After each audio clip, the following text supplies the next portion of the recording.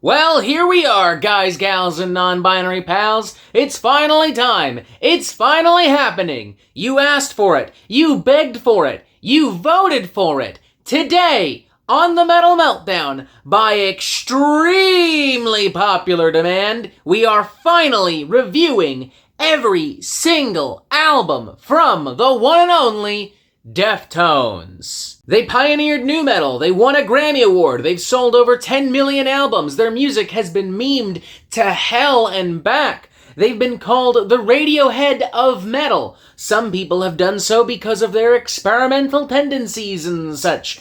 I have done so because only pretentious virgins listen to their music. Heyo! Bada bing, bada boom!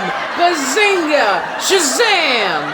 Funny buzzword! All jokes aside, Deftones are kind of a big deal, and with the release of their new album, Private Music, being like just a few days away as of this recording, that makes this the perfect time to finally give you reviewing every Deftones album. Now here's how it's gonna work. We are focusing only on the full-length studio albums that Deftones has released thus far as of this recording. I am not interested in EPs, demos, live albums, compilations, or anything released by any kind of solo or side project, and if you were hoping to hear about the upcoming Private Music, too bad. We will also be talking about each album in order of release, assigning each a score out of 5, 0 obviously being the worst, 5 obviously being the best, and since I've already seen some fanboy, fangirl, fan-them rage here and there regarding some opinions I've had towards some of Deftones' music, allow me to make something very clear. Bring it on! I've no issue doing an angry Deftones fanboy drinking game. I promise you, contrary to popular belief, this liver strong as fuck. If this liver were a person, it would be peak 80s Arnold Schwarzenegger. Bring it the fuck on. Let's go. First up, we have Adrenaline, released in October 1995 via Maverick, the band's debut full-length studio album. This is actually my first time listening to this album all the way through. I'd heard bits and pieces of it over the years, but had never really sat down and jammed the entire thing. At the time, the album was praised for its innovative sound, for its blend of styles and influences from Helmet, Faith No More, Nirvana, Korn, and even like new wave post-punk bands like Depeche Mode and The Cure, and Chino Moreno is on record being like, oh my god, I fucking love Bad Brains and shit like that. And you know, all of those influences can honestly be heard here on this debut album, and it never feels like it's too much all at once. It's actually pretty seamless. It's very cohesive and well balanced and well written. It's very tight, which is not something I can usually say for like other nu metal debuts at the time. I mean, Slipknot's debut album, which is now considered a demo, but nevertheless, was more or less just like the most fucking whack-ass fucking Mr. Bungle worship imaginable. But that is absolutely not this whatsoever. Songs like Weak, Nosebleed, Lifter, Driver Number 9, Bored, I think they genuinely hold up really well. It's cool to hear like these kind of like moody, rumbling, almost Rage Against the Machine style bass lines and like alt-rock, alt-metal, almost kind of like new wavy post-punk textures and guitar tones contrasting with like screaming vocals and these big kind of like 90s nu metal, groove metal grooves and riffs and rhythms. It's angsty, it's moody, it's gritty, it's a little erratic and chaotic at times as well, but it also has these really tender, expressive, evocative moments and melodies as well. Honestly, just fantastic production too. I know people credit Ross Robinson as like kind of the godfather of like the nu metal sound and aesthetic because of all the legendary albums he worked on, but like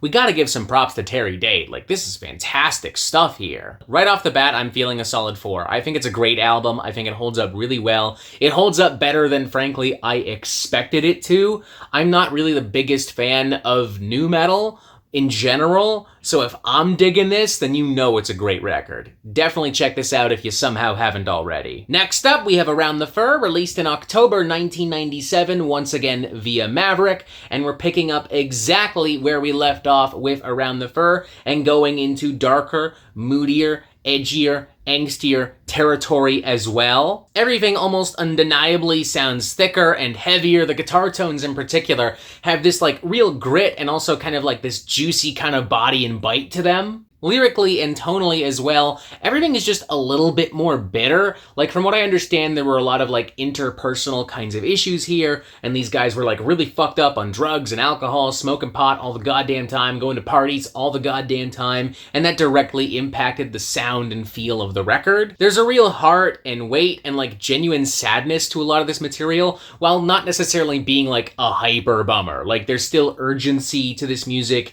It's still got a lot of hype and momentum, especially in like the most full-blown kind of like nu metal, groove metal-y kinds of moments that get like really fucking hype. With Head Up featuring one Max Cavalera being a fantastic example of this. Like, what a fun, dirty, sweaty little fucking rager. Great fucking song. And I mean, of course, the big hits like My Own Summer, Shove It, and Be Quiet and Drive Away are also fantastic fucking songs. I love the energy here. I love the almost kind of like sexy / ominous kind of vibe of some of the guitar riffing here. And then songs like Labia and the album's title track, Around the Fur, are just exploding with emotion, while Mascara, contrastly, is going into more like minimalistic, stripped down, kind of like moody, post-punk, alt-rock kind of territory. It kind of sounds like if Slint tried their hands at writing a Joy Division song. The only setback for me is the album's unnecessarily massive closing number, MX. It is 37 minutes long, and the vast majority of it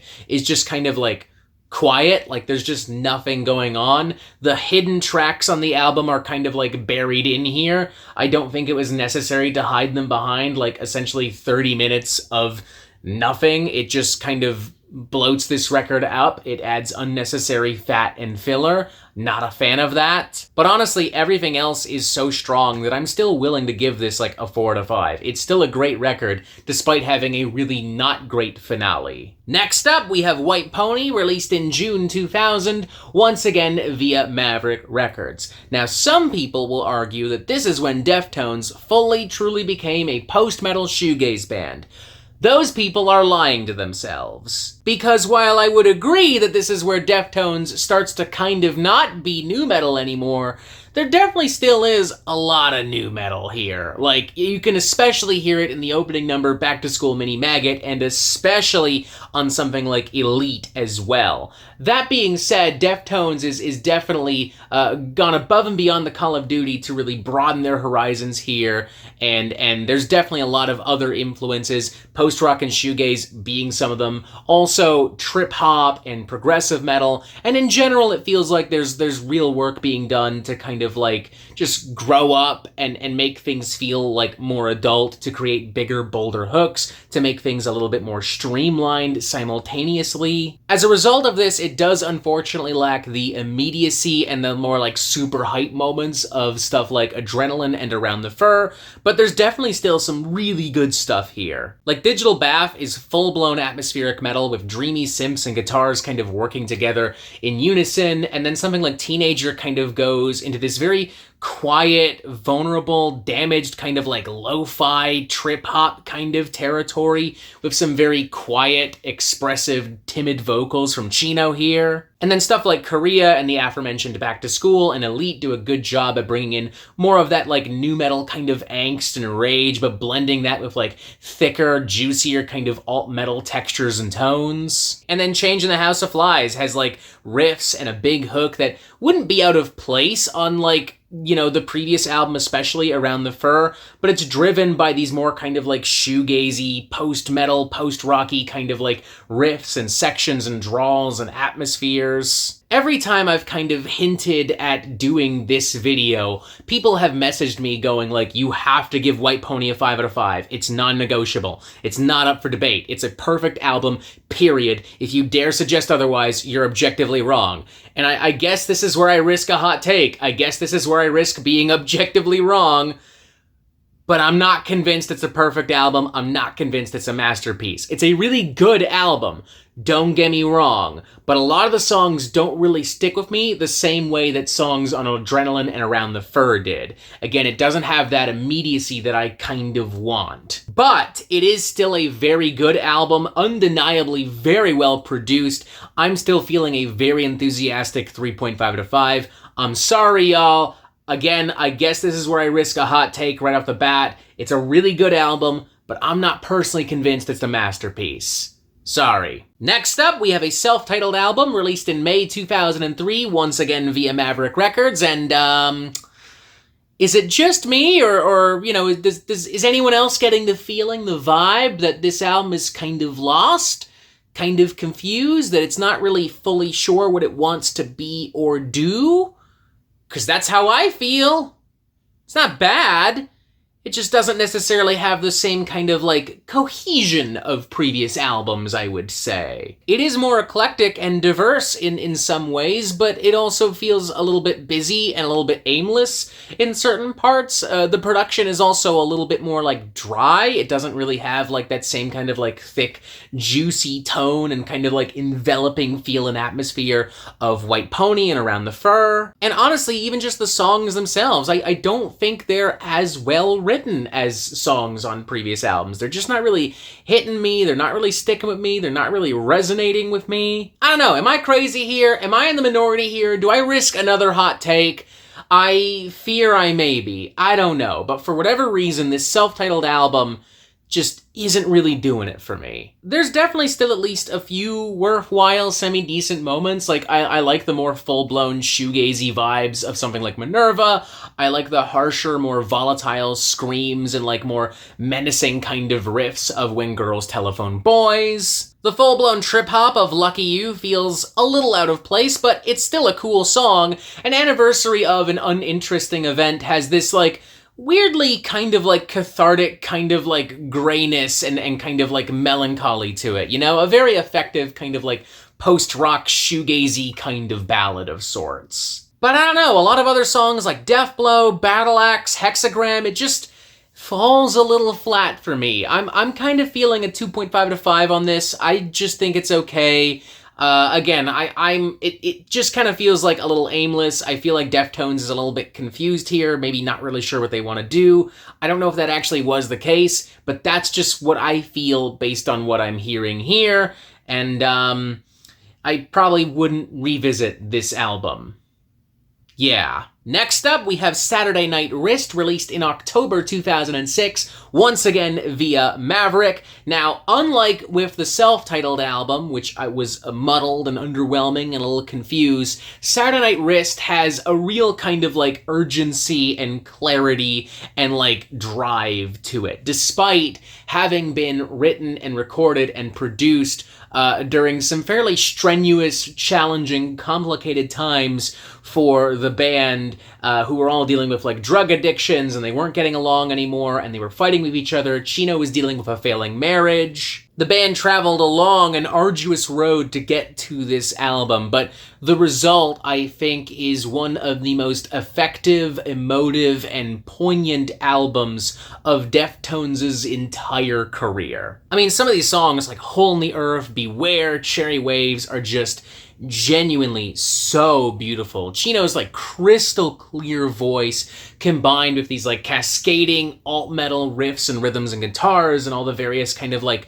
post-metal, shoegazy kinds of textures and draws. It's just really good fucking shit. And then songs like UU, DD, LR, Select Start, or whatever the fuck it's called, and Pink Cell Phone take us into more obtuse territory, like more like what the fuck kind of territory. Mine is very progressive and very heavy as well. Xerxes as well has this like kind of menacing, sinister, almost like doom metal kind of underbelly to it, a kind of riding underneath these very lush alt-metal, post-metal guitars, and Rats, Rats, Rats is aggressive as hell. I love the simplicity of the closing number, Drive, as well, you know, this almost kind of like semi-psychedelic take on like Blind Melon-style acoustic-driven alt-rock. I think it's a really nice, touching little finale to the record. I want to add, as far as the production is concerned, there's a real clarity and, like, cleanness to this record brought in by one Bob Ezrin. He's primarily known for producing a lot of, like, classic rock and prog rock stuff from, like, Alice Cooper, Pink Floyd. I think he also did some Peter Gabriel solo albums and shit like that. He's definitely not the kind of guy I would have initially picked to record my, like, new metal, alt-metal record, but I mean, I think he does a fantastic job here. From what I understand, Chino hates this record. He describes this as just evil music. It's his least favorite Deftones album. He and I are gonna have to disagree, unfortunately. I love this album. It's one of my favorites. I'm feeling a very strong 4.5 out of 5. I think it's an incredible album, and I definitely think you need to check it out. I'm sorry, Chino. I'm sorry. Everyone's entitled to their opinion, but respectfully, you're wrong on this. Just letting you know. Next up, we have Diamond Eyes, released in May 2010 via Reprise Records. We are very wisely building on the success and momentum of Saturday Night Wrist, continuing to go into very lush, expansive, and poignant and beautiful kind of like shoegazy, atmospheric post-alt metal kind of stuff. The new metal is being continuously toned down, and in its place, we have some more aggressive, technical, kind of like prog metal songcraft here and there. Like, you've seen The Butcher, for instance, kind of feels like Tool trying their hands at like a Deftones-style song, with some more obtuse kind of like riffs and time signatures here and there. This kind of like funky, dirty, grimy kind of like underbelly to it as well. And then even Rocket Skates has like some very technical riffage that wouldn't be out of place on like a Between the Buried and Me record at the time. And the way that it then meshes in like some synths to create something very menacing and like very ominous is just so fucking cool. Then there's the combination of like drudging, droning riffs and like dreamy vocal harmonies on Beauty School, the power of the opening number and title track Diamond Eyes as well, straddling a line between like White Pony era Deftones and like Saturday Night Wrist era Deftones. I will say that some songs on the latter half do feel a little bit less risky and adventurous. They do play things a little bit more safe, I would say, at least by Deftones standards, namely Risk, Sex Tape, Prince, but like they're still solid songs, all things considered.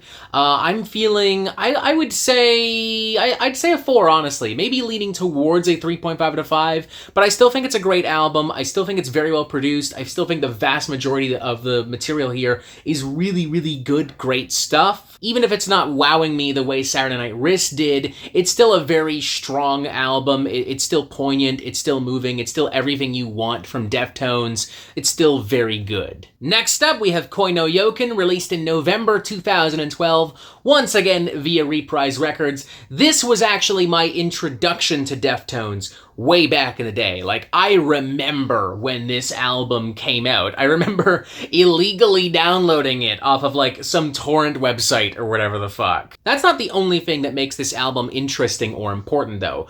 For one, I would say that this album has a more romantic, dynamic, cinematic kind of like sound and feel. It had a more organic, natural, seamless kind of writing, recording, and production process as well. There wasn't as much tension and beef and chaos behind the scenes. And it's also worth noting that this is the first album where Sergio Vega, filling in for the unfortunately incapacitated Chi Chang, is also given a lot of room to kind of contribute and do stuff. The result is an album that is very consuming and immersive and enveloping and tender and still like really heavy in certain points. Like something like Entombed, for instance, has this very like dramatic, desperate, romantic kind of yearning for it. If someone sang this to me, God damn it, I'm a happily married man, but I would definitely blush and swoon for at least a moment. Like, it is a genuinely beautiful song, a very underrated Deftones song in my opinion, and then simultaneous to that, stuff like Poltergeist, Tempest, Leathers are so grand, so massive, so cinematic, so heavy, filled with so many different twists and turns and winding guitars and complex, nuanced grooves and fantastic vocals. Swerve City as well does a good job balancing like some more simplistic driving rhythms and bouncy riffs and grooves with more expressive kind of like yearning vocal melodies. Songs like Gauze and Graphic Nature as well do a good job at introducing some more menacing, almost uneasy kinds of riffs and tones and tempos. Rosemary is really cool too. I like it's very like droning, almost kind of doomy in certain parts, like shoegaze alt metal path. It's a great fucking record, man. It was my intro to Deftones and I think it holds up pretty well. It still stands as one of my favorites from Deftones. I'm feeling a 4.5 out of 5. I think it's an incredible record. Saturday Night Wrist is still my number 1. Koino Yokan would easily be a solid number 2, though. And this now brings us to Gore, released in April 2016 via Reprise and Warner Records Incorporated. This is, without a shadow of a doubt, the most divisive album in the Deftones discography. Many consider it to be their worst, and it happens to be the only Deftones album I own on vinyl. Yikes. Wow. Off to a great start with that. Ugh. Okay, so context is always important, but right now it's really important. Here's the deal. So there was a lot of creative tension behind the scenes between Chino and guitarist Stephen Carpenter. And as a result of this, Stephen was really disinterested in Gore and was not really involved with the writing process at all, leading Chino to kind of like take the helm and drive things in his own direction. As a byproduct of that, Stephen kind of wrote different guitar patterns and riffs that were more complementary to what Chino was already doing. Part of Stephen's frustration, both initially and as a byproduct of this situation, was that he wanted to take Gore in a more heavy, metal, technical, brutal kind of direction, whereas Chino wanted to kind of like liven things up and explore more new wave post-punk influences. That's what he loves. That's his bag right there. And, you know, Rolling Stone said it really well, where they felt like Chino Moreno was playing Morrissey to the guitarist Meshuggah. They kind of hit the nail on the head right there. Some people would argue that this makes for a very confused, incohesive, jumbled, and just poorly written display.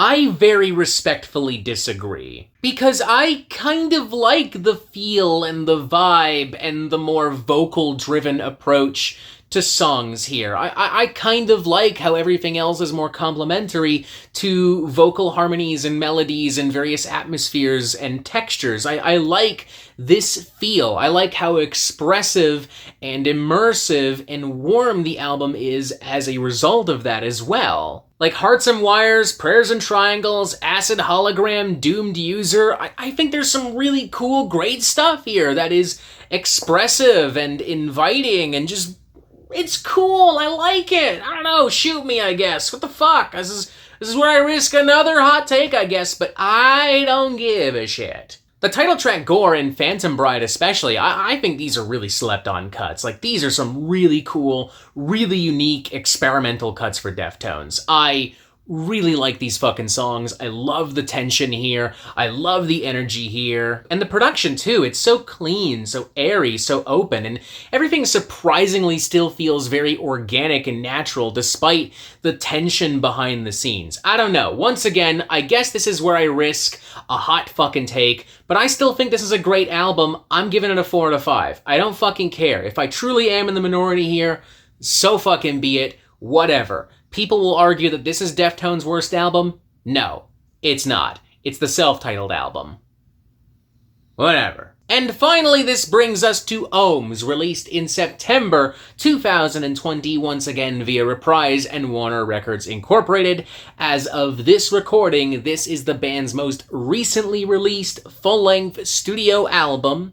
I reviewed it in 2020 when it came out. I gave it a 3.5 out of 5, and minor spoiler alert, I stand by everything I said in that video. The praises, the criticisms, and ultimately the final score as well. Now, some people have taken issue with my claim that at this point in Deftones' career, They have a very well-established sound and identity, and they do not stray from that at all on this album.